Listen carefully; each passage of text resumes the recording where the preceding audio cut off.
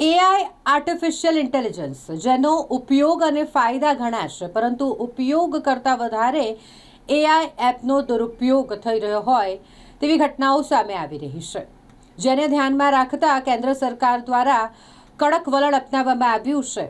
કેન્દ્ર સરકાર દ્વારા એક્સને આદેશ કરવામાં આવ્યો છે કે એક્સ પ્લેટફોર્મ પરથી એઆઈ ગોર્ક દ્વારા પ્રસ્તુત કરવામાં આવેલા જે પણ અશ્લીલ કન્ટેન્ટ છે, ફોટો છે, તેને હટાવવામાં આવે તાત્કાલિક ધોરણે 72 કલાકમાં આ અંગેનો રિપોર્ટ રજૂ કરવામાં આવે તેવો આદેશ કેન્દ્ર સરકારે કર્યો છે.